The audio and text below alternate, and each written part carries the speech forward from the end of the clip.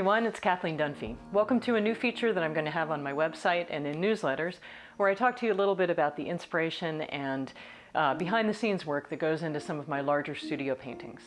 To start this series out, we're going to talk about Golden Autumn. This is the painting on the easel here. It's a 30 by 40 inch oil painting, oil on canvas. And the inspiration for this painting came from a beautiful area on the eastern side of the Sierras, just off of Highway 395 in California, called the June Lake Loop. And it's an area I've painted many, many times, and I've had so many wonderful days standing out in that beautiful location painting. And this particular scene came from a trip that I took several years ago with my two beloved hiking partners who are no longer with me, my dogs Louie and Angus. We went out to this area, stayed in a cabin, and hiked out every day and painted, and it was just a great time. So that trip was several years ago, and as is often the case, there'll be a scene that I see, and sometimes it takes quite a while before I know exactly what it is that I want to convey on canvas about that scene. So several years later, I sat down at the drawing table and drew some thumbnail sketches and figured out a few different ideas, and this was the painting that came from that. So every indoor painting that I do has its genesis in outdoor work. So in other words, every studio painting has some outdoor paintings that inform it. And it doesn't necessarily have to be something that I painted exactly in that location, but something that has similar subject matter that I can use that information from. So I have a few examples of some of my plein air work here to show you that I used as I was painting this larger piece. The first one is this painting from Glacier National Park. And even though this is from an entirely different state, it's not even in California, the important thing is that I sat in the middle of this aspen grove and studied the color and painted the color from life.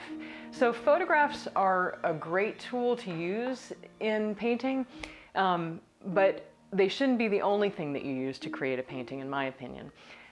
Especially color. There's so many times that a photo will sort of exaggerate the color or exaggerate the contrast, and so it doesn't feel as realistic as when you're sitting right out there and staring at the scene and painting it from direct observation. So a painting like this is invaluable for when I'm back in the studio doing some of these larger works. In addition, I used this painting that was from McGee Canyon, which is just a little bit further south from the June Lake Loop, to get the idea of some of these, the colors in some of these aspen trees and cottonwoods.